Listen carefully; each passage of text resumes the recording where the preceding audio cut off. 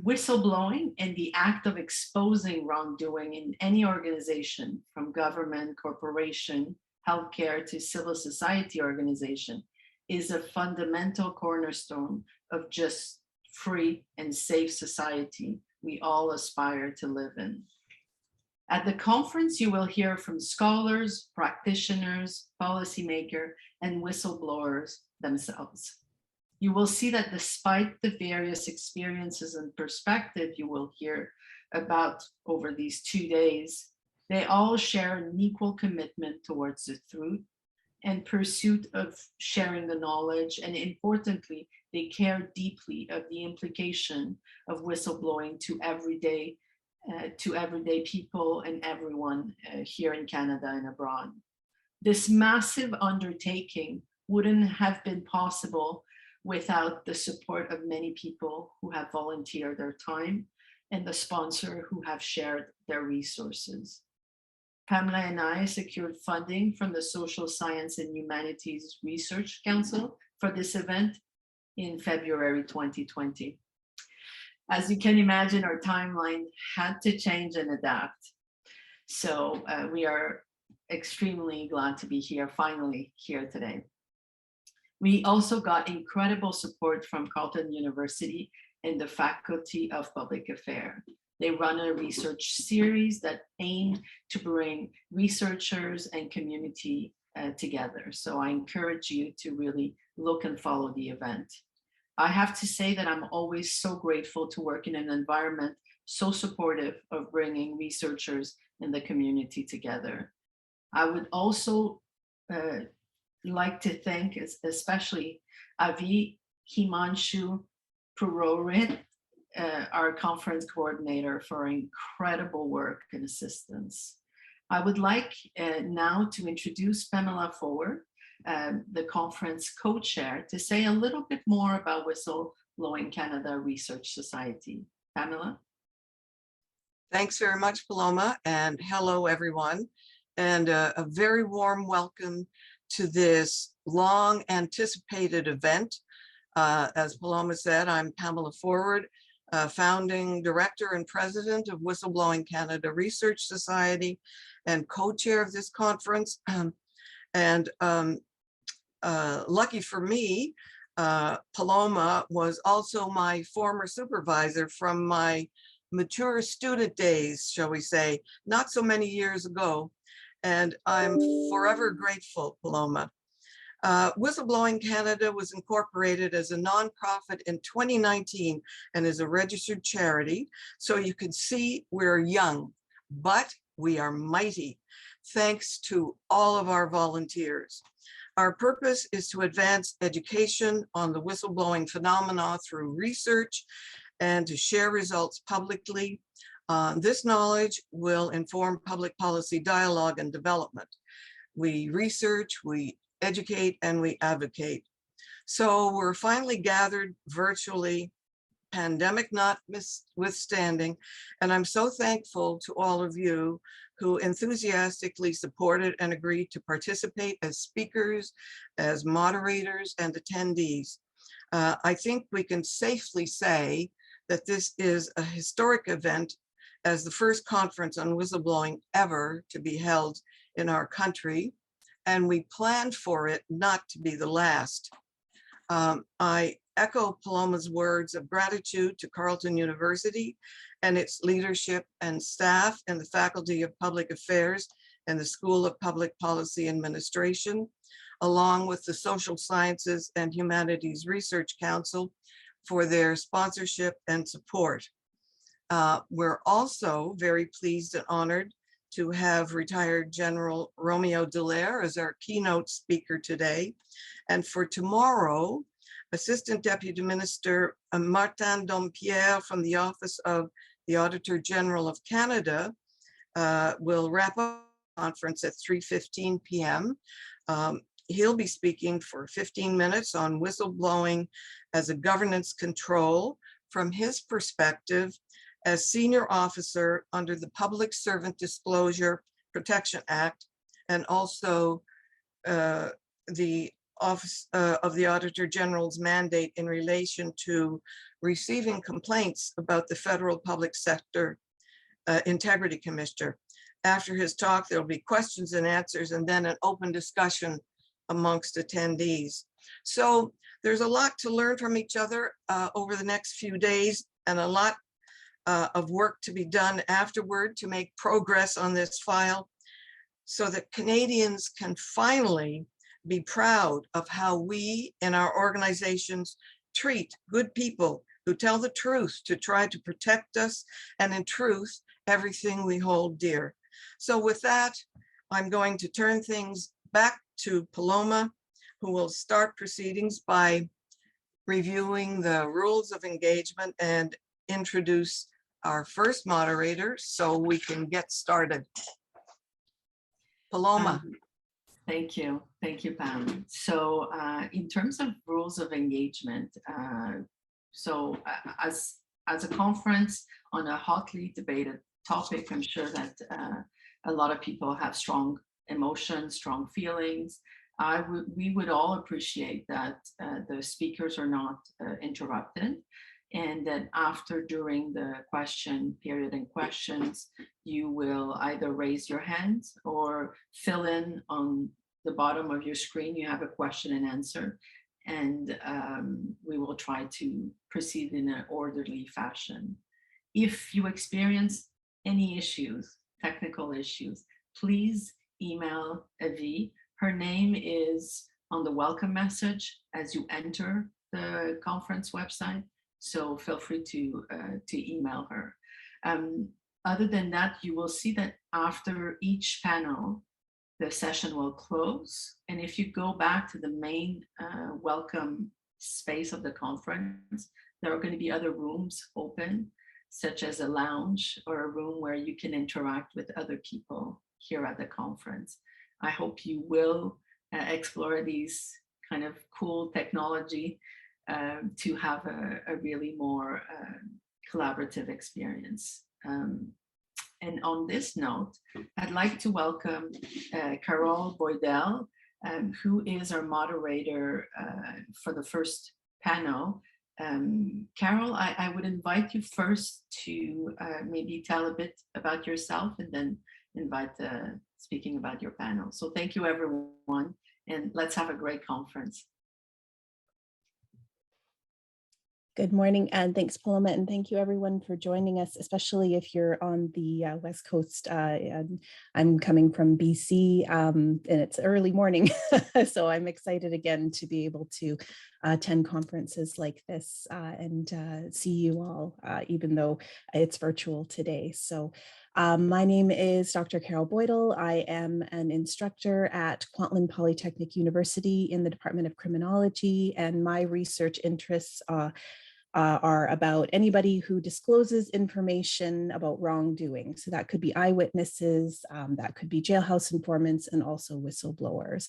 And I've conducted multiple legal reviews, most notably of the Public Interest Disclosure Act in BC, which is standalone whistleblower protections for public sector workers in BC, which has been rolling out gradually as it was introduced not too long ago. So I want to welcome everyone, and today's session, or this first session, is about whistleblowing and the law. And our speakers today are going to be tackling the question, does the Canadian legal framework that we have currently offer safety for whistleblowers? So our first speaker today is Dr. Florian Martin-Bariteau from the University of Ottawa, and he's going to be talking about whistleblowing in Canada, a knowledge synthesis report. Perfect. Do you want me to start right away? Yeah, perfect. Absolutely. Whenever you are ready. That's perfect. I don't have slides. So good morning, everybody. So first and foremost, thank you for the organizer for the invitation to be on this panel this morning. I'm delighted to share the research that was also funded by SHIRK initially in 2017. So as part of the Knowledge Synthesis grant, I received that grant from Ashok to try to dress and a taxonomy scan of all the different pieces of statutory provisions and regulations and policy that may or may not protect whistleblowers in Canada. In terms of your question, Carroll, I think I would say that no, whistleblowers are not well protected, even though on paper you may think that there is some kind of protection when you look at the tiny details and the policies of the organization. Not so much. So yeah, and currently I'm revising that initial report with all the latest amendments that we've seen and new statutes that we've seen across the countries. I would say like over the past three years, many provinces passed new statutory provisions, new amendments, especially like Quebec and Carroll just mentioned BC, but often with the same issues all over again, rather than trying to learn from best practices globally. We're just reproducing, sometimes with a copy paste. This is exactly some provision. You will find the exact same text, word for word, comma for comma, across the board, even though everybody have been telling for years that there is so many issues with that exact wording. So it's almost depressing sometimes to work in this area. And so, as it was said in in the introduction, whistleblowers are like essential. At least I think we all share that opinion. There's been like big name, especially, and I worked mostly in law and technology and like cybersecurity, and this is how I went to work on this topic. So with Edward Snowden and mass surveillance by states, Christopher Willey, Frances Haugen, Sophie Zhang, and all the other whistleblowers from Facebook. So the stories of these whistleblowers that have been hated and magnified in the press, popular culture, and they tie to some of the greatest scandal of our modern society. And I do believe they're like an essential tool to expose political, social, financial, technological, and health scandals, as we've seen actually during this pandemic in Quebec or across Canada and otherwise, like in the world.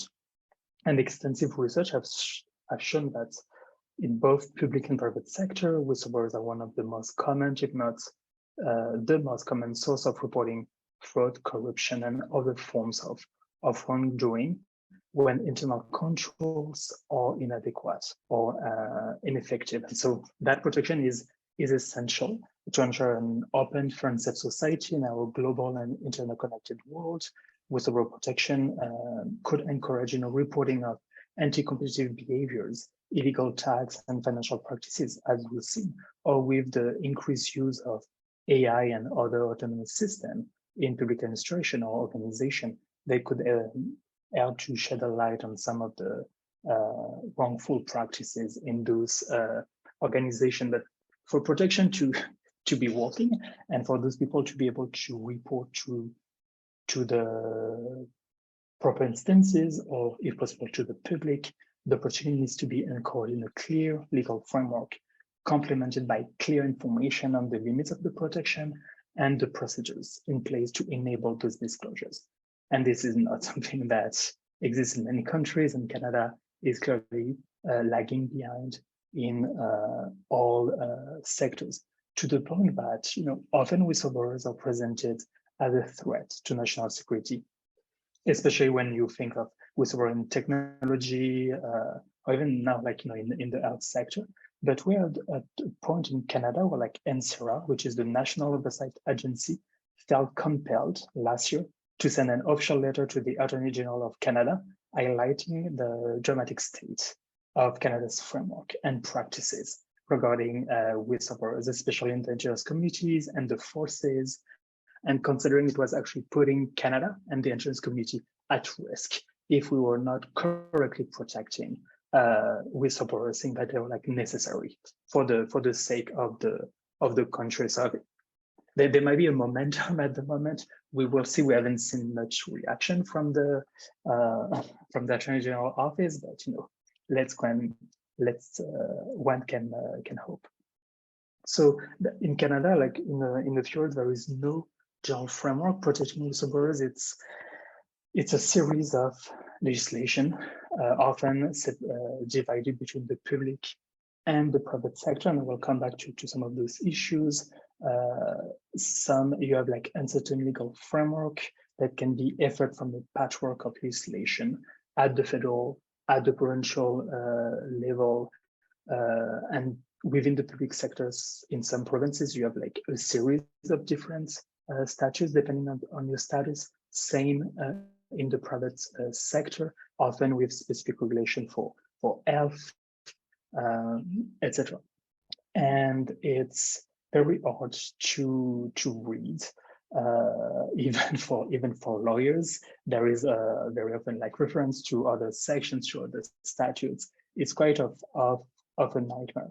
And as I was mentioning in the introduction, there's been a lot of legislative amendment that has been passed, in the last years, not in Quebec, but those amendments have been so restrictive and without, proper updates in internal cultures and practices that they're not working. They've been criticized by everybody as soon as they've been passed, and we even see the government suing criminally people trying to help out in case of security breach. So we have many issues, and so those statutes very complex, sometimes kind of contradicting each other. We're not sure what they interact between them. They do not define key concepts that impact the scope of the protection. So you have a statute, but you're not sure to whom exactly they applied, or to which case and wrongdoing, which is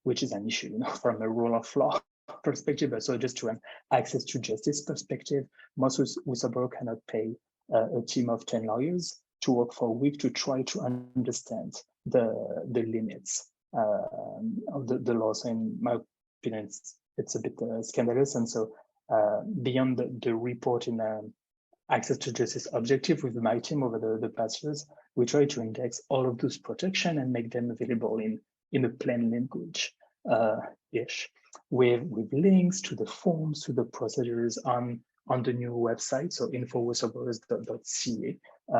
Trying our best, always like trying to update depending if a court or if a commissioner release new policies, etc. So it's very much a work in progress, but trying to help as we can.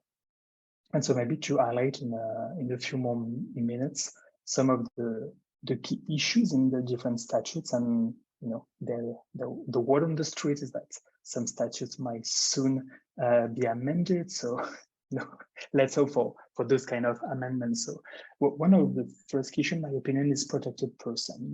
Who is protected by the act? It's often very, very restrictive, especially in the public sector. And this is an issue when you consider the increasing delegation of activities to the private sectors, with contractors, with delegates, with consultants, etc., and all of those persons who sometimes basically will make decision on behalf of the government, or will be part of that process, are not covered either for the wrongdoing, but also cannot report to proper instances, which is one of the issues. Sometimes in the health sector, for example, some people will be more like private sector, or they will be more like public sector. And so in the same organization, or sister organization working together, you might not have the same level of protection of processes, which is, in my opinion, an issue. And also in public sector, for all the high level public sector actors, the political staffers, all the people appointed by governments, by the government council or minister, are not covered by the act. And those are like people who might come across very important issues, and that's an issue. That's a Another one is the fact that most statutes, they list very specific wrongdoing. Some are like any kind of violation, of a statute, of a policy, but they are the exception. Usually they list specific issue or only wrongdoing to statutory provision. And that's an issue with the Federal Public Sector Act in Canada, who, for example, doesn't include all of the policies and regulation established by the government. And if you have followed some of the scandal lately in the immigration sector, for example, with the use of automation, all violation of the Treasury Board Directive on automated decision making are not covered by the federal statutes. Another issue that's well known is that often to be protected, you need to disclose to very specific people. Often your boss, more and more you have like many options, but that's a limitation when it's a systemic issue within the organization. And more we see an option to have an exception for public disclosure to the media, but there is strict condition, and it's often when the life of someone or like the environment is in danger, then. But at the same time, we're seeing more and more an exception to that exception being inserted in the Act, where you need to alert a specific agency or law enforcement before going public to the media if you want to be protected.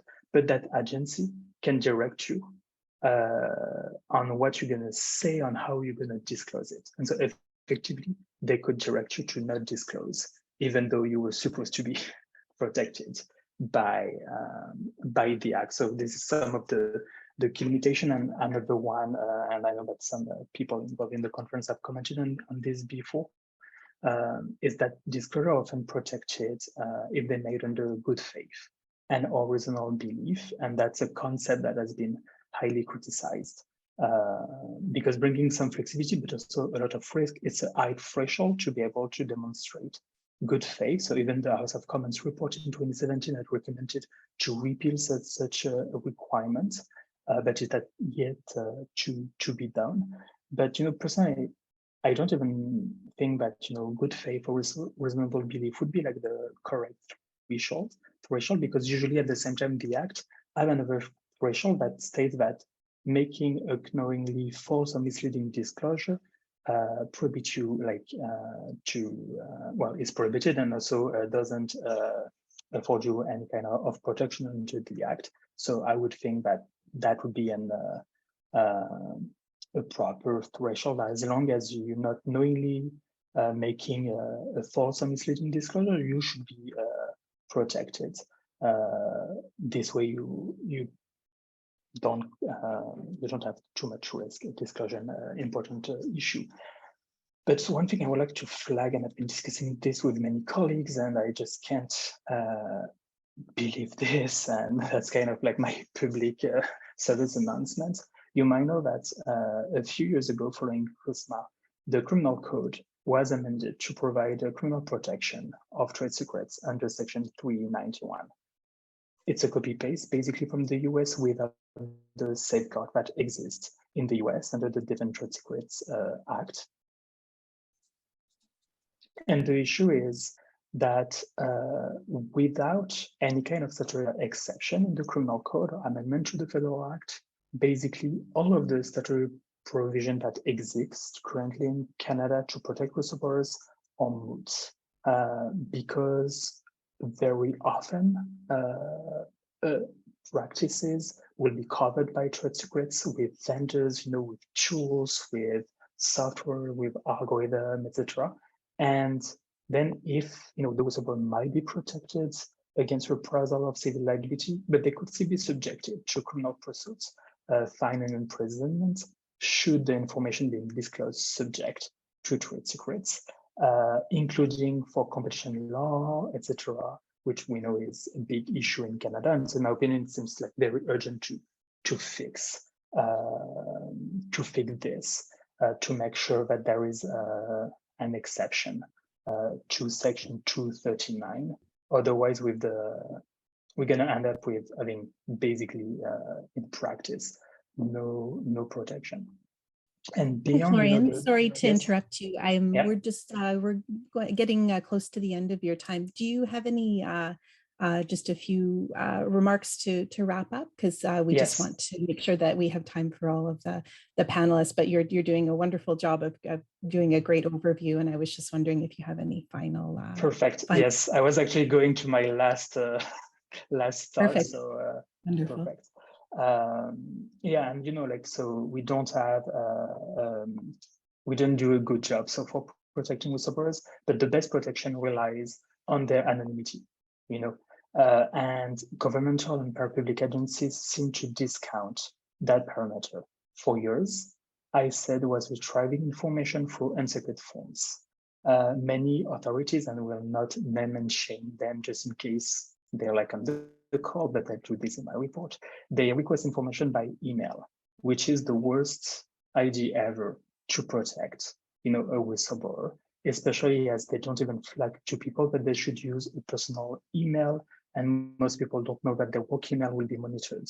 And it's really with specific keywords or like addresses, if you send something to the regulators. And so I think there is a lot of digital security and digital literacy, whistleblower literacy to be done within the organization that are supposed to be protecting whistleblowers, because even with the statutes, they don't have the processes to correctly gather those kind of information. And again, so on the website,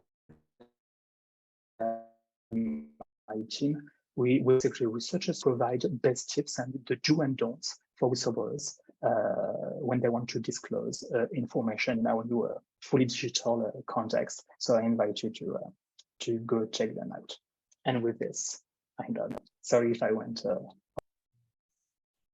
Yeah, no worries. Thank you very much. And that was a wonderful overview. I know that this area of law is complicated because sometimes there's that nice standalone legislation in some areas, and then there are little provisions in different statutes, and people in different areas of law don't always know about each. So that was a great overview and wonderful.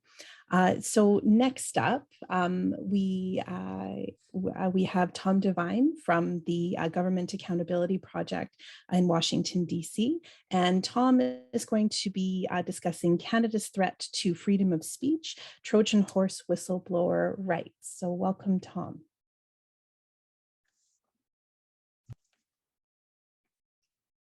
Is he here?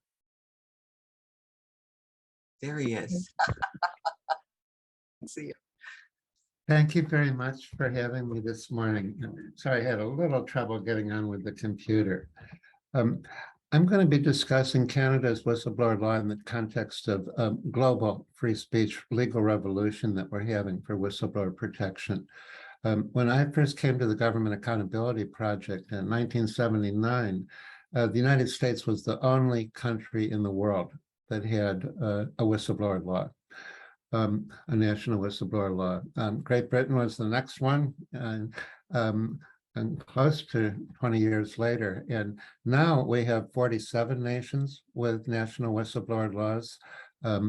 With implementation of the European Union, we'll have 61 nations with whistleblower laws. We're in the middle of a phenomenon. The challenge, though, is, are these laws providing genuine free speech rights, or are they false advertising? At the Government Accountability Project, we view whistleblower laws as free speech shields. And if you go into battle with a metal shield, it's dangerous, but you have a fighting chance to live. Going to battle with a cardboard shield, no matter how beautifully it's decorated and how impressively it looks, you're going to die. And that's the case with whistleblower laws. Some are providing credible protection, and some really are almost like traps to lure people into making disclosures to institutions with conflicts of interest and no real credible chance to defend themselves against almost certain retaliation. As a result, we, Government Accountability Project, work with the International Bar Association to develop best practices for metal shield whistleblower rights and to check how the laws globally have been working. And I'd like to go over the best practices and compare Canada's law with those standards. The first standard is that you have to have really the first general concept, which is essential, is that you have rights when they're needed. The rights are there for you when you need them. And the first is that you have loophole-free context and capacity to blow the whistle. That means no arbitrary loopholes based on form or audience or timing. Those following particular procedures and your motives. And Canada really doesn't pass that one at all. Canada's whistleblower rights are dependent upon a determination that you were acting in good faith, which globally we've seen means putting your own motives on trial, why you blew the whistle rather than what you blew the whistle about. It requires that you follow the procedures of whatever institution you're communicating with. You can't just communicate with them. You can't just say what's on your mind. You have to do it according to their particular procedures. Canada's public freedom of expression to talk to audiences in the public. Well, that only allows you to go public if there's been a serious violation of law. How are you supposed to know that in advance? Or if there's imminent danger to public health or safety. Things like going public because the institutions you have to blow the whistle to would have a conflict of interest, destroy documents, retaliate against you. Any of the common criteria in other nations to go public are missing. Well, then there's, you need to have no loophole subject matter. Canada's law does not protect people for blowing the whistle on abuse of authority. Well, that's the core of a whistleblower law. Whistleblower laws are to protect those who use free speech rights to challenge abuses of authority that betray the public trust. Canada's law skips abuse of authority. Then there's refusal to violate the law so that you can walk the talk. Canada's law doesn't cover that. Or spillover retaliation. It takes a whole team to blow the whistle effectively. People to help with the research, to get the documents, to corroborate the whistleblower's perceptions. You can't just protect the messenger. You have to protect the whole operation. Canada's law only protects the final messenger, which locks in isolation for the whistleblower, which can be fatal. You need to protect all citizens with relevant evidence. Canada's law only protects public employees. There needs to be reliable identity protection for a whistleblower, which means that the best practice is that if it's a discretionary decision, you can't release any identity or identifiable information facts that could be traced back to the whistleblower without their advance consent. And if it's a non-discretionary decision, you have to give them advance warning. Canada's law has a tip of the hat to confidentiality, but it doesn't have the standards to make that meaningful. In other words, there's complete discretion to ignore the generality. You have to be protecting people against the full scope of harassment, such as civil and criminal liability, not just workplace harassment, not in Canada's law. There has to be protection against gag orders that could otherwise cancel out your free speech rights through a job prerequisite or another law. Canada's law has none.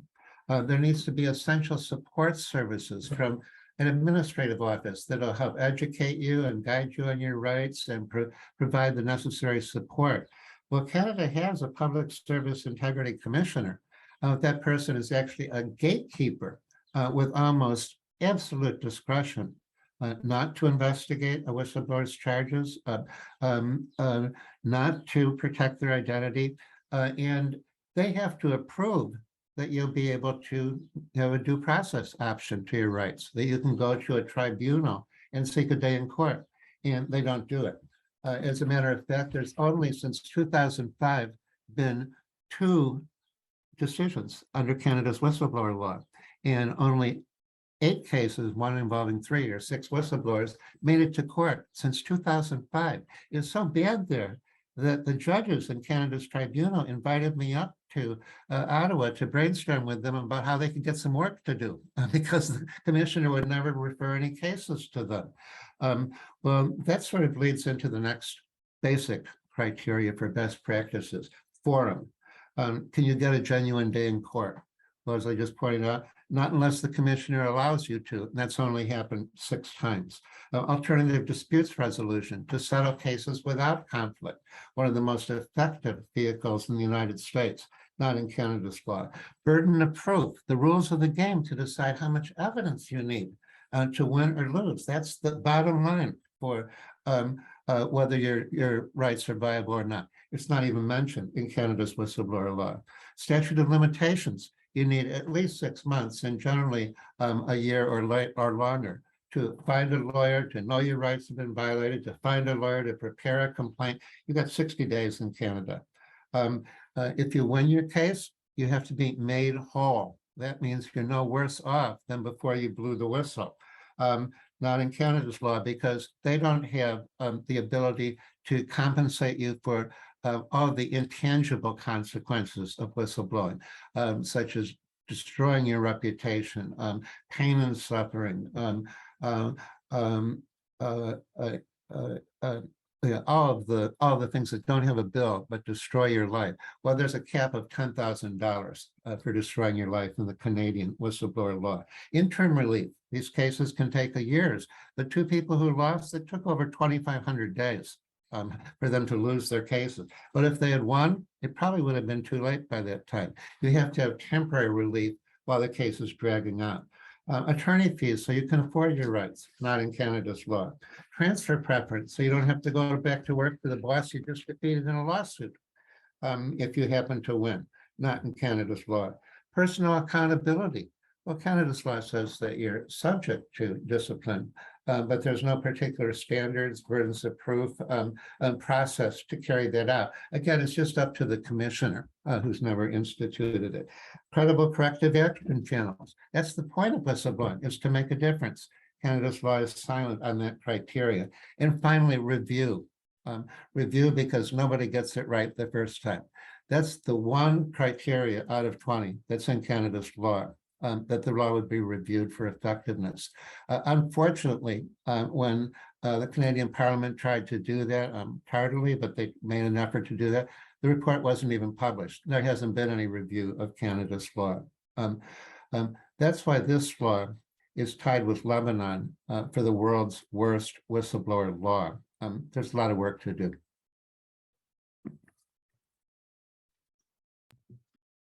Thank you very much, Tom. That was great.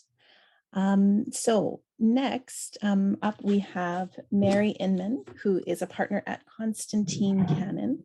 And Mary wins for longest title, I think, for a presentation today, so at least in this session. So the title of Mary's presentation is Whistleblowers Welcome in the Great White North, Recognizing Canada's Role as First Commonwealth Country to Actively Enlist Whistleblowers' Help in Fighting Fraud. So welcome, Mary. Thank you so much, Carol. It's always a pleasure to be on a panel that includes Vandekerckhove, Dr. Martin-Bariteau, and then, of course, Tom Devine. So, Tom, I hope there's certainly Canadian exceptionalism in the Canadian law being exceptionally bad on whistleblower protection. I'm here to lighten the mood, I hope, and let you know that Canada actually is in the international community one of the few countries that actually pays guaranteed rewards to whistleblowers. So whereas Canada, like the United States, may not welcome whistleblowers when they are exposing fraud by the government, there are at least 2 agencies in Canada that welcome whistleblowers and recognize their role in helping those agencies, the Canada Revenue Agency and the Ontario Securities Commission, in helping them to prosecute fraud and take enforcement actions. So I'm going to share some slides with you. I'll tell you a little bit about those programs. Just a second. Okay. Can you see my slides? Yes? I can't see them, Mary. No, you can't. see. Not yet? Not yet. Still see you, which is wonderful, but I know you want your slides. Let's see. This is strange. Share screen. Let me try one other screen here, see if that works. Now, can you see them? It says sharing screen has started. So just, I can't quite see the slides yet, but. Not yet? Not yet. Just says Mary Inman has started sharing, screen sharing. Well, that is frustrating, everyone. I apologize. Let's see. Stop share.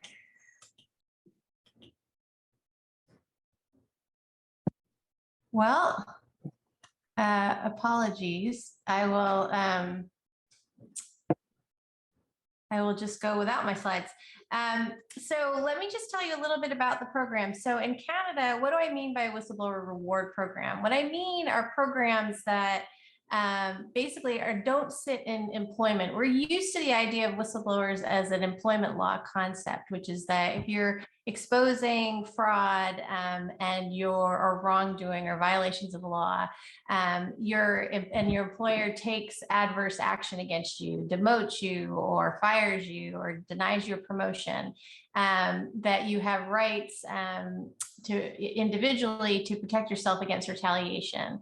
That is not what we're talking about here. When I talk about whistleblower reward programs, what I mean is basically that certain agencies pay whistleblowers as, in essence, as confidential informants. It sits outside employment law, is really much more in the land of enforcement and government agencies that are using and leveraging whistleblowers to help them expose fraud in the areas where they have authority to basically take action. So in Canada, there's actually two programs. The Canada Revenue Agency in 2014 adopted a program where they seek to attract whistleblowers who can bring them information about offshore tax evasion. So if there are Canadians or Canadian residents who have obligations to pay taxes in Canada and they're hiding their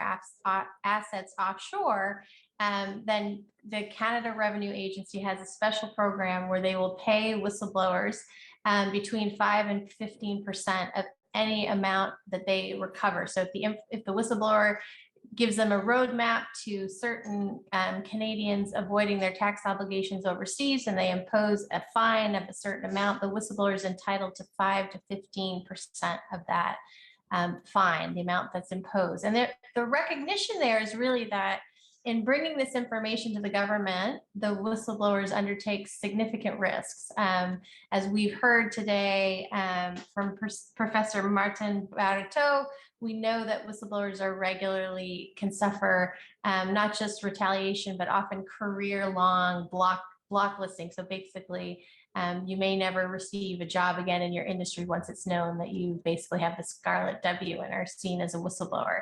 So what these reward programs seek to do is provide a safety net underneath the whistleblower to make it, to give them some enticement to undertake the risk they need in the risk reward calculus that any whistleblower has to undertake, to put something on the reward side that basically sits to be sort of a reward for career-long loss. So that's the first program that Canada has, and that was in 2014. And then in 2016, the Ontario Securities Commission took a page out of the book of the Securities and Exchange Commission in the US and basically adopted a program that's very much similar to what our securities regulator did in the wake of the financial crisis. In 2008, the SEC adopted a rewards program under Dodd-Frank legislation. And so OSC, Ontario Securities Commission, followed up in 2016 with a similar program. It shares the same range that the Canada Revenue Agency program does. Whistleblowers who bring information about violations of the securities law in Ontario can receive 5 to 15% of any fine that is imposed as a result of the information they brought forward. But there's a hitch. the OSC actually puts a cap on the amount that the whistleblower can receive.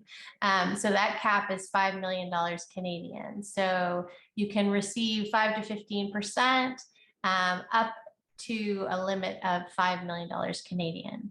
So I wanted to tell you a little bit about the statistics that we have coming out of these programs. One of the things, if you're going to seek to attract whistleblowers, you need to publicize your program. And at least in the case of the Ontario Securities Commission, they are making public presentations, and they do advertise the program, and they do on their, they have an office of the whistleblower, and then you can go on their website and you can actually see, they do press releases announcing the amount of the rewards that are paid out. So I have clear data from the Ontario Securities Commission. Between 2016 and 2022, they paid out $9 million to 10 individuals. And those 10 individuals have helped the OSC impose fines of over $45 million. So the program is certainly working. There's certainly whistleblowers that are bringing the information forward, and it's really doing its job in helping the agency to impose fines in cases that without that whistleblower's information, they may never have known about. In contrast, the Canada Revenue Agency really doesn't advertise. And in fact, the only way we have data about their program comes from the fact that some journalists did an FOI request. And so between 2014 and 2019, that's the only amount of information we have. We know that the CRA has collected over $20 million in taxes as a result of whistleblower information about offshore tax evasion. We know that, again, this is only in that 5-year window. We don't have anything more current because no journalist has asked for anything past 2019. It's nothing recent, but there were 750 submissions by whistleblowers to the offshore tax informant program, but we don't know how much money those whistleblowers received. So I think certainly in terms of best practices, I think one of the best things to do if you're trying to attract whistleblowers is to absolutely issue press releases every time you pay a reward so that whistleblowers can see that the program works. Both of these programs, to Dr. Martin-Bariteau's point, they actually are allowed to be confidential. Neither the OSC nor the CRA will reveal the identity of the whistleblower. So that is an additional protection. And in the case of the Ontario Securities Commission programs, they actually have a separate protection against retaliation for whistleblowers bringing information to the Ontario Securities Commission. So that's a little bit about where the Canadian programs sit. This is unique because there's no other Commonwealth country that actually has a whistleblower reward program. The United Kingdom has flirted with the idea, so has Australia, but really it's Canada sits alone with these two programs. And the last thing that I will say is that we often encounter a cultural resistance to the idea of paying rewards to whistleblowers, particularly in the United Kingdom. I had our international whistleblower practice there, spent 4 years working in London, and there's very much a reaction that this is a very American notion, that we're very mercenary and transactional, and we have to pay people to do the right thing, whereas in the UK, they do the right thing because it's the right thing to do. At least that's the cultural stereotype. And what I wanted to call out for people, and I have a lovely chart, which you can't see, but I'll at least try and read it to you, is that this concept that, people from Commonwealth countries do it because there's the right thing to do, I think is really belied by the fact that the SEC actually keeps data of the countries who, outside of the United States, people who submit tips to the Securities and Exchange Commission, and year over year, they've tracked the data since 2012, year over year, at least the past 4 years, the #1 country outside of the United States supplying tips to the United States government under the SEC has been Canada, followed by the UK, China, Australia, India, and Germany. And those numbers have shot up in the past 4 years, which I think is not a coincidence. That I think a lot of, as people in Canada become aware of the Ontario Securities Commission program, they also become aware of the SEC program. And I think we've seen, at least in my experience, we represent clients who bring claims under both programs. So that's a little bit from the unique world of whistleblowing as it relates to government agencies who leverage their information by incentivizing those reports. That's it for me. Thanks, Carol. Wonderful. Thank you, Mary. I know there's often a bit of doom and gloom when we talk about whistleblower legislation and the protections that we don't have. So it's nice to hear that there are positive changes moving forward in terms of having those reward programs for whistleblowers. So last but not least, we have Vandekerckhove, and he is from the University of Grenwich. I don't have his title, so Vim, I will leave it up to you to introduce the topic that you are presenting on. Thank you, Carol, and thank you for inviting me onto this conference. I'm a professor of business ethics, so I'm not a lawyer and I'm not a legal scholar, and it certainly was a bit daunting to be invited onto a panel about whistleblowing and the law. And of course, the previous speakers, they're very hard acts to follow. But I knew in advance, so I have no grounds to complain. But I did wonder, what can I add to those fine speakers? And actually, one area of my current work is around the institutional environments for handling whistleblowing, and that's what I'm going to present something on, and I'll try to share the screen. Is that working? It is working. Okay, I'll try to.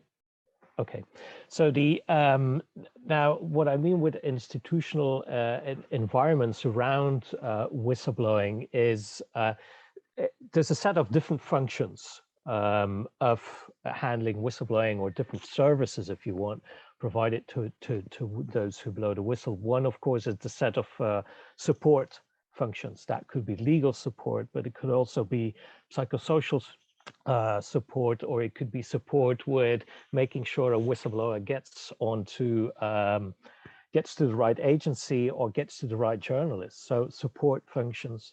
It could be a general awareness raising function around the benefits of whistleblowing to the public interest. It could be specific information or providing specific training for whistleblowers. Another function is carrying out investigations. Another one is actually providing, granting and ensuring protection of whistleblowers. And then there's also the corrective action function. So those different functions can either be there in a country, or they cannot, or they can be absent. But I think those functions would be important for whistleblowing. And these functions can be carried out by a different set of actors. There could be non-governmental organizations, like civil society campaigning groups, or like whistleblower groups, who often are not campaigning groups and really work low key, sort of, a bit invisible, but are an immense source of support for whistleblowers. Or, these functions could be carried out by profit-oriented companies and businesses, lawyers, consultants. They could be carried out by government agencies, either specialist government agencies set up to coordinate some handling of whistleblowers, or regulators, and also courts. So the different functions and different actors, that together is the institutional environment or institutional ecosystem of handling whistleblowing. And that institutional ecosystem is determined by many factors, and one of them is legislation. So apart from the fine set of criteria that Tom is looking at, and then Tom spoke about when you look at legislation in a particular country, I think it's also important to ask an additional question of what sort of mandates does the legislation create, for who, how strong are these mandates, and what sort of signal do they send? So let's take that question. And you see here, and let's first look at tier 2, or maybe let's take a step back and just explain this 3-tiered model. This is my articulation of it. There's actually a number of different versions out there. I just added the 3 tiers to make a point, but it's basically quite common sense. So it basically says, well, if someone blows the whistle, raises a concern, they can do so within the organization they work for. They can go to a government agency, a regulator, or they can do a public disclosure through media or a campaigning NGO, for example. Now, the 1, 2, 3 is a sort of proximity to the whistleblower. It's actually also very often the sequence in which people report, but it's important to point out here, like this should not be the requirement. It shouldn't be a required sequence, okay? That's not the point of the 3-tiered model. The point of the 3-tiered model is that if you are going to make whistleblowing work, you need to make it possible for people to blow the whistle at all 3 levels. And so you need to put in effort at all 3 levels, also legislative effort at all 3 levels. And then the real sort of governance mechanism behind here is tier 1 is only going to work if tier 2 is really active. And tier 2 is only going to be really active if tier 3 is a real possibility. So it means that organizations will only try that little bit harder to make internal whistleblowing work if the regulator will step in and will intervene if they are not able or unwilling to do so. But these regulators will only really want to intervene if there is that real possibility that there could be pressure from the public and pressure from the press. And I think that governance mechanism is really, really important to keep in the back of your mind when devising any kind of policy tool. So I think that's a 3-tiered model we're looking at. And so now tier 2, the regulators, the specialist government agencies, or those who have a mandate to receive whistleblower reports and are supposed to do something with it. What I learned from looking at legislation and in Canada and at the different levels is that it's quite dispersed. There are many regulators, and there's many whistleblowing provisions, either named as such or named in another way, in different pieces of legislation at the different levels. That's not a surprise given the sort of political economy that Canada is, but it does mean that there is no coordination, which is typical for countries in which it's very dispersed. You're going to have different regulators, or different, even within the public sector, you might have at different levels, there's going to be different logics around whistleblowing, how it's done, under what conditions, what happens elsewhere. And the fact that there's no coordination could be a problem. If there's no coordination, there's very little norm setting around what is good whistleblowing, what is good handling of whistleblowing, because different agencies do different things. And this was recently pointed out by Mr. I have the name here, Guy Ouellet, who's a member of the National Assembly of Quebec. And it was during a session of the National Assembly that he asked, there is an ISO standard on handling whistleblowing reports, and Mr. Ouellet actually asked for, whether the agencies within the public sector could at least look at this ISO standard. And indeed, I think the norm setting is something that's really important in how these agencies will handle whistleblower reports. One thing is you can look at the specific channels, and I think it was already mentioned. So, for example, the technical aspects of confidentiality of these channels is really important. If you still need to blow the whistle by sending an email, honestly, that's just not acceptable. That's really not a good idea. But it's not just the technical aspects. I think it's also the dimensions of how trustworthy is a process going to be if you don't really know what is going on. So I think, that's important for all these competent agencies, or the agencies that are supposed to be competent for handling whistleblower reports. How do their channels actually work in a technical sense, but also what is the process, and are they actually can we have some reporting or numbers of reports received, investigations rounded off, etc. I was looking in the chat and someone was saying, yes, but a lot of these, they don't go to court, but there are alternative dispute resolutions. That's the avenue they go in. It would be good to, it's always useful to have these numbers, and they might be there, but that kind of reporting of how is the thing functioning is quite important. But I think also these tier 2 agencies, what is their mandate? What sort of powers do they have to investigate? And I now do come into the realm of the criteria that Tom outlined. So I learned that, I might be mistaken, but I learned that the Integrity Commissioner actually does not have a mandate to do an investigation proactively. So it means that if there are reports, if let's say there's 10 reports from the same area coming, and each 10 of these reports really do not have enough information to start an investigation, but 10 reports, there's something fishy going on, the Integrity Commissioner would not be able to start an investigation.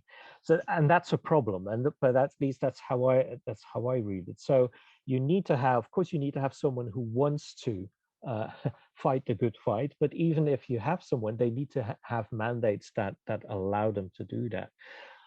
I also learned that the Integrity Commissioner does not have a mandate to investigate on retaliation, which does seem to be a problem, I think. So on the one hand, you can have a mandate that has too much power, in the sense that decision not to accept something as whistleblowing without any appeal.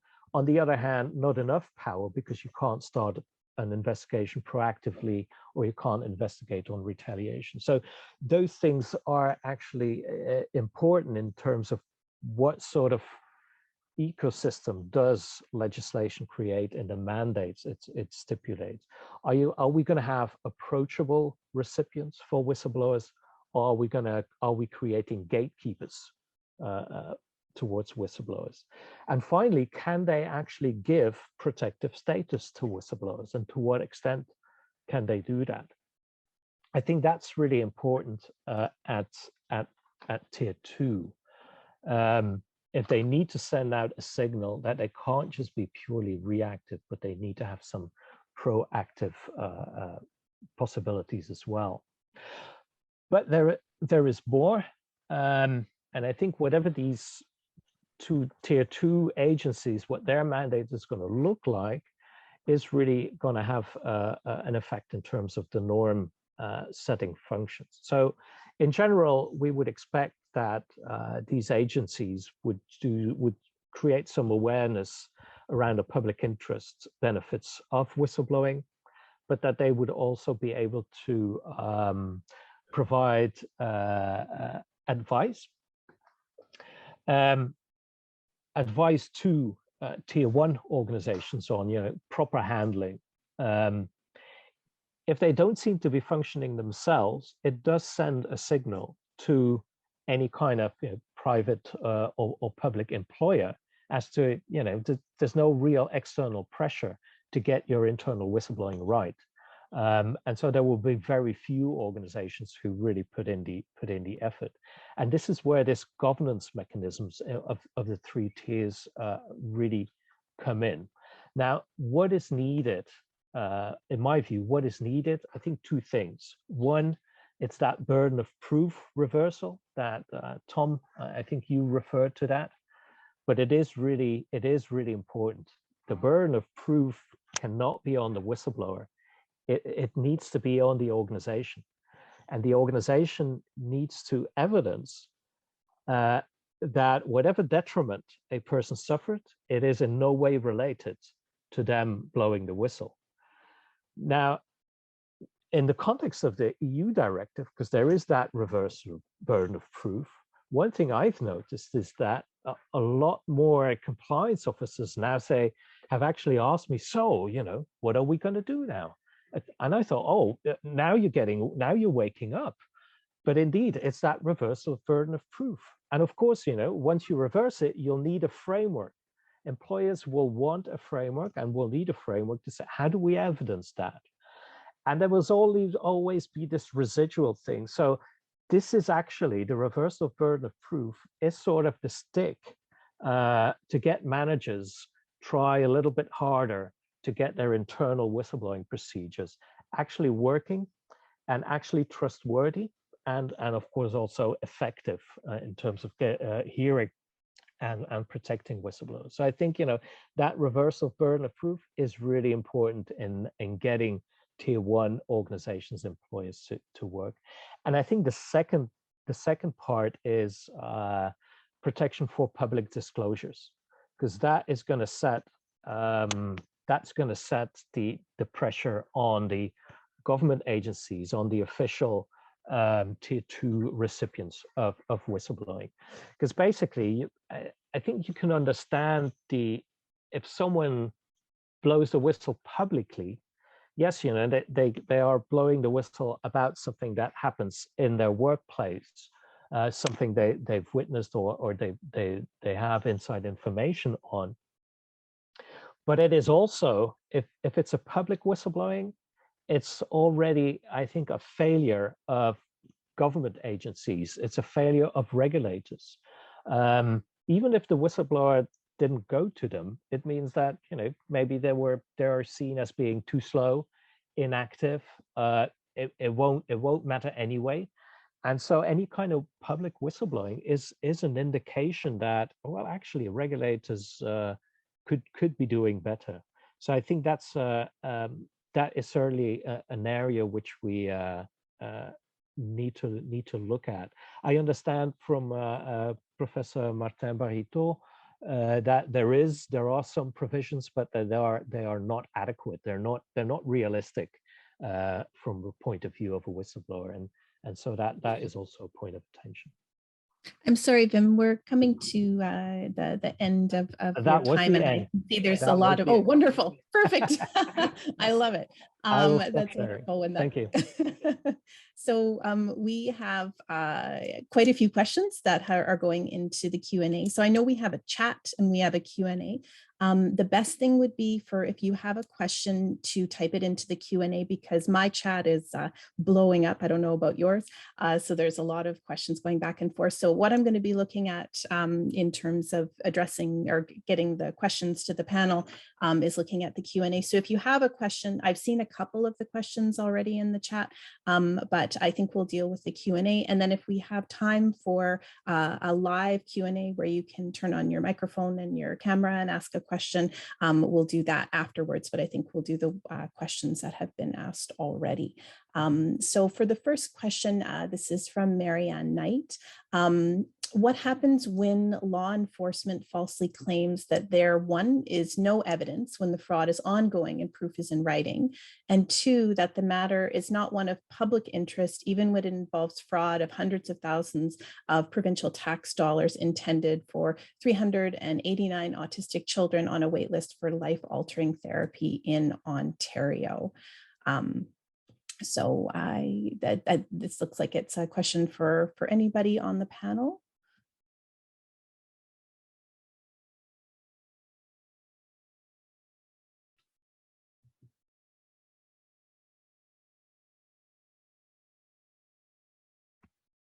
I'll take a crack at it. I think this might be one that's more in Mary's area of expertise, but I think what you're describing illustrates the need for public freedom of expression. Wynn's point was very well taken, that you can't expect regulatory agencies, government enforcement agencies, consistently to do the right thing just because it's the right thing. These are institutions that have to exist and survive in a political society. And that means that when there's a public wind at your back, it's much, much easier to enforce the law. And in fact, you may have to enforce the law when you don't want to. There's a strong public wind at your back. And that's why a whistleblower law can't work effectively without public freedom of expression. And that's why I'm so frustrated that Canada's law only allows you to go public if there's a serious offense. Was what the questioner described, would that be viewed as serious by the Public Integrity Commissioner? Well, that's the whole key to whether or not there's any right to go public, or if there's an imminent threat to public health or safety. So what about rampant fraud, as described by the questioner? You don't really have that credible option in Canada's law. Thanks, Marianne, good question. What I can add to the equation is just the experience that we have in the United States, where I described some of the reward programs, but one of the best programs that we have in our oldest program, which has been around since the Civil War, is called the False Claims Act. And it allows whistleblowers not just to submit tips to agencies like I described with the Canada Revenue Agency and the OSC, the Ontario Securities Commission. They actually allow whistleblowers to file lawsuits in the name of the government, standing in the shoes of the government when tax dollars have been misappropriated. So in your question, you're talking about misappropriation of provincial tax dollars. In the United States, in addition to the False Claims Act being on the federal side, we have 30 states that incentivize whistleblowers to bring information about misappropriation of state and local tax dollars. So those systems exist in the United States, but Canada has not seen fit yet to, in any of the provinces or federally, to empower whistleblowers to bring information when private contractors are cheating the government. So I don't know, I'm not quite sure from your question whether what you're talking about is a private contractor who's denying the aid. It's not clear to me, but that's the only thing I can point to in terms of an analogy in the US. Mary's answer really spotlighted America's most effective anti-corruption law. Before the False Claims Act was modernized in 1986, our Department of Justice in civil fraud litigation for government contracts averaged about $10 million a year in recoveries. Since whistleblowers were deputized to file lawsuits challenging fraud in government contracts, the average has gone over $1.5 billion per year. And recently it's been over $3 billion in most years. This is a different model than just paying the whistleblower for the government's enforcement actions that it takes on its own. It enfranchises the whistleblower to be on the front lines of fighting the fraud. And if the government turns down the case, the whistleblower still has the right to continue it. So it's something well worth considering in Canada. Yeah, Thanks, I agree, Tom. Tom. And I would add to Rhonda's point that while you may think it's not likely on a federal level, remember, nothing is stopping a province from having their own False Claims Act. Each of the provinces can decide to protect their own taxpayer dollars by having their own False Claims Act. So if you don't think it can be done federally, try your most friendly provinces. Great, thank you. For the next question, this one is specifically for Mary from Dan Bahiles. The programs you described seem to rely on the class privilege offered to confidential informants. Considering the BC money laundering scandals, are police officers eligible for the protections that you describe? So there are only 2 programs, as I mentioned, that pay mandatory awards to whistleblowers. And so it doesn't matter who you are. If you happen to be a police officer and you have information about violations of the Ontario Securities Commission's laws, then you can bring that information. But remember, the securities laws don't deal with money laundering. So what I can tell you, and again, I hate to keep pointing to the US, but we just adopted in January of 2021 within our Treasury Department, our Financial Crimes Enforcement Network. We now have a reward program in Office of the Whistleblower for people who have information about violations of the U.S. Bank Secrecy Act, which is basically financial institutions not having the controls in place to stop money laundering, not filing suspicious activities reports, not doing the due diligence when onboarding a customer to know who that customer is to ensure that they're not Russian oligarchs who are laundering their money. So in the US, yes, we now have it in a narrow slice only for financial institutions, not actually for the money launderers themselves. But in Canada, no. There are no reward programs that go to money laundering. And it's a really great question, particularly given what's going on with Russian sanctions against Russian oligarchs. So I think we should, but we don't have it. And even in the United States, we only have it in a limited area. Great, thank you. All right, so the next question is for Florian, also from Dan. So the question is, do we need just one province to implement a framework that protects whistleblowers? Would such a province become the forum where whistleblowers decide to make their disclosures? So, sadly, no, that would be way too easy. You need, basically, you need protection depending on the jurisdiction of the organization or like where you live. So, you know, if you're in Quebec, you're going to be governed by the laws of Quebec. If you're in Ontario, by the laws of Ontario. So in theory, you know, if you make a public disclosure in Quebec and that Quebec was to protect you for this, you might be protected in Quebec, but you know, if the organization is in Ontario, in BC, and you're not protected, you will still be like infringing upon the laws of the province of British Columbia. And then, well, as soon as you cross, the border and you arrive to BC, you could be like in prison or like or sued, and there is cooperation between the provinces. If it's a federal crime, you could be sued, even in Quebec by someone in BC. So it's not helpful. We need to have laws for each province and at the federal level. Although we don't need to have like 60 statutes. We could have, one federal statute that covers everything that's of federal jurisdiction in the public and the private sector, and then one statute per province with and they could be the same in some contexts of contract law, to update everything in evidence law for digital context. We have basically the same statutes across the board at the federal level and in all the provinces with some variation, but even like Quebec and Ontario, the law is pretty much the same. We did this before.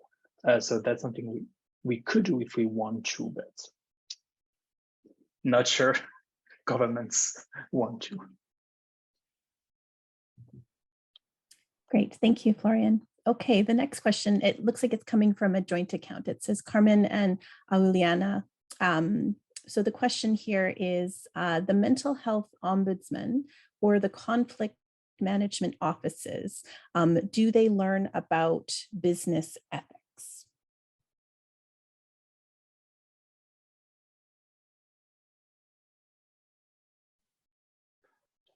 Perhaps perhaps I can speak to that.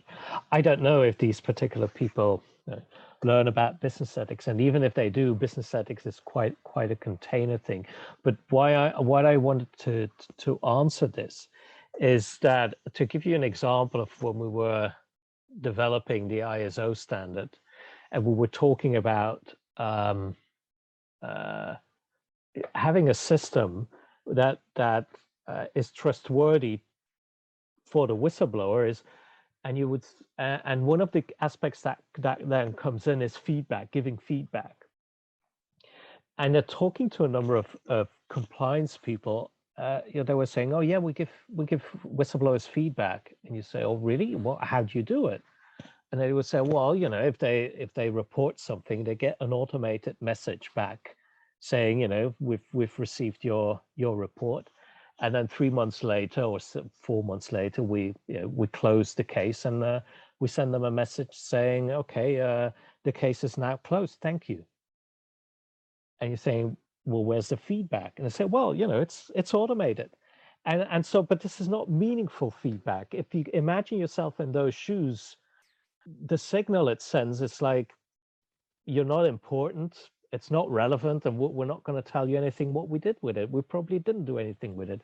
So I think it's that kind of thing. If you give feedback, you need to give meaningful feedback, not technically giving feedback. It needs to be meaningful if it's going to be trustworthy. So for me, that would be, if someone needs to learn about business ethics in handling whistleblowing, it's that kind of, it's very soft stuff, but it's really a hard bottom line for whistleblowers, I think. Because if you're a whistleblower and you report something, all of a sudden that turns into a black box. And you need to really make an effort to undo the black box if make it work. Great, thank you, Vim. So there was a question that had been in the chat but didn't end up in the Q&A. It was a question about whether or not there are reward programs for those who work in healthcare settings, and not just, I guess, probably in comparison to financial settings. So maybe Mary, this might be one for you. Yeah, unfortunately, the answer there is no. And it goes back to the talk that we had about the False Claims Act, that in the United States, we have a Medicare and Medicaid program, our government health insurance programs, and whistleblowers have been incredibly helpful in launching lawsuits in the name of the government, as Tom said, being deputized to bring cases revealing fraud against the Medicare system by private contractors, by hospitals, by health insurance companies. That does not exist in Canada. So in the United States, I know a lot of criticism is often leveled at our rewards programs because people perceive them as really going after just exclusively financial frauds. That's not the case. We now have a new Department of Transportation program in the US that goes after that deals with safety. So anyone who works for a car manufacturer, part supplier that's making cars that enter the US markets that have safety defects, whistleblowers can expose that. So we're starting to broaden it out, but in Canada, like I said, it's limited to those two programs, and not all tax fraud, just offshore tax evasion, and not all securities law violations, only those in Ontario. Thanks, Mary. All right, so next we have a question from Anne-Sophie. So considering that the federal court has made the choice, starting with the decision on the disclosure of wrongdoing made against Melanie Chapman, to publicly disclose the name of the discloser who had come forward in the case, do you see any way, sorry, my chat just shifted. Do you see any way in which a whistleblowing act could accurately protect the identities of those who disclose wrongdoing? I could try to start, and I think that also want to change. I would say quite simply, like the act could provide for a prohibition even by a court, to disclose, like by the lawyers, by the public, by the media, as we have in some cases. There is like either the court will issue like a gag order, or like there is statutory provision providing to disclose those information. We don't really like have this in most statutes, and even like in some statutes, the whistleblower identity will be automatically like revealed if it goes forward. Some people say it's to ensure that there is like fair defense also for the accusee, but that's one the issue. And yeah, I will not go back to the very well-done criticism of the federal commissioner made by Tom. Thank you, Tom, for this. Great. Okay, and we have another question. After being labeled a whistleblower, if the employer begins to undermine the reputation of that whistleblower, so for example, by attacking their mental health through contracted independent medical examiners, are there any protections for the whistleblower? So for example, through the Human Rights Tribunal. And what if the whistleblower is a visible minority or from lower socioeconomic status? So individuals who may not have access to a lawyer or to the supports that money or the quality supports that money tends to bring. If I may also for this one, it would depends like the kind of reprisal, like covered and prohibited by different statutes are defined in each statute. There is no, we usually like say reprisal, but it's not just like any kind of reprisal. There is often like a definite like list, but even if there is no protection for reprisal for whistleblowers, etc. In any case, at some point, if an employer undermine, like bully an employee and stuff, you can always go to the more like general, protection framework that we have across the provinces, as the anonymous SMG mentioned, the Human Rights Tribunal and like labor laws, etc. And I would say in the case where there is, reprisal, prohibition, and protection in an act, it could go like an employee could use both avenues to protect themselves.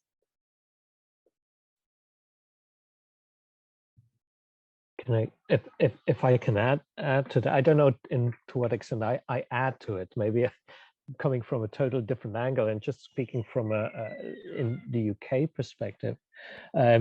Together with a colleague, we did an analysis of UK employment tribunal cases over a number of years and looking at those, the whistleblowing cases. And it turned out 42% of whistleblowing cases in an employment tribunal also included a discrimination claim. And the top three in terms of, so in the UK, the Equality Act sets out a number of protected characteristics. And of those, I think the top three were racial discrimination, disability discrimination, and sex discrimination. So those were clear top three. And that so it seemed to coincide with whistleblowing. So, and in particular, if we looked at all the cases across a number of years, it was the cases where the claimant brought and a whistleblowing claim and a discrimination claim, those tended to be a lot less successful than if it was a whistleblowing claim in combination with another claim. So at least from the UK, there's actually, well, whistleblowing cases in employment tribunal are always difficult, but in combination with the discrimination claim, even more so. I think that was the message we got from our analysis there.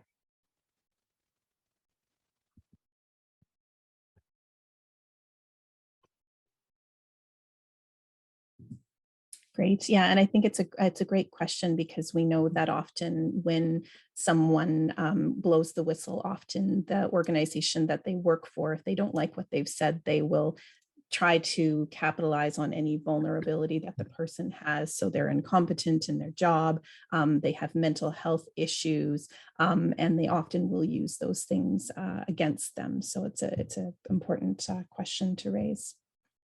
Okay, so I think that we've gone through all of the questions. There's some, oh no, sorry, there's one more here from Lewis. It says, I'm a whistleblower, but I'm interested in whether or not there is data or information on the benefits to the government entity in adopting a responsible disclosure process. So in other words, what are the motivators for implementing reforms for the organization? That's a great question. I can jump in just really quickly with my favorite research that I like to cite, and I cite it to government entities, which is the target of Lewis's questions, but private contractors as well. In the US, there's two graduate business school professors, Professor Kyle Welch from GWU, George Washington University, and Professor Stephen Steubens from the University of Utah. And they were given access to an unprecedented data set. Navex Global is the #1 vendor supplying whistleblower reporting channel services to Fortune 500 to companies all over the world. So they were given that anonymized data set, and what they concluded is that companies, not the government, but we can extend this analogy to the government, companies that have internal reporting mechanisms that are actively used, where the whistleblower hotline is ringing off the hook, are more profitable than companies that do not. So the idea being that this means that instead of being snitches or liabilities to a company, in fact, or a government, in fact, whistleblowers are forward indicators of risk. They are risk management tools. They are the canaries in the coal mine who help you prevent the next big disaster from metastasizing into some public relations scandal. And so I cite that data, and I would cite that data to a government, or I frequently cite it to companies who are, needing to understand that we as humans need to avoid our medieval response of shooting the messenger to divert attention from the message. And that's what we all do reflexively. We engage in the Weinstein case and character assassination and other things that can get very extreme. But if we start thinking about whistleblowing for what it is, and then you start to see whistleblowers as a company's or a government entity's best friend. If we can start thinking about them as a great risk management tool, then I think we can go a long way. So I would point any government to that research. To reinforce Mary's answer, Kyle, Professor Welch's research also demonstrated that companies with internal whistleblower channels are hit with less enforcement actions from government regulatory agencies. The fines tend to be lower. There's less litigation against the company, and the resolutions of those lawsuits tend to be more modest. With respect to the government agencies, I think the track record of the False Claims Act to a significant degree answers the question. We've gone from $10 million a year to $1.5 to $3 billion a year in civil fraud recoveries by deputizing the whistleblowers. From more traditional channels, periodically offices of Inspector General in the United States report whether or not this is cost beneficial to be working with whistleblowers. They consistently do. They're, depending on the year in the agency, the IGs will report that they're getting returns of 6 to 8 times more than they invest in doing the investigations, working with whistleblowers and teaming up with them. So yeah, it's a win-win for everybody except someone who's trying to sustain abuse of power, which is shielded by secrecy.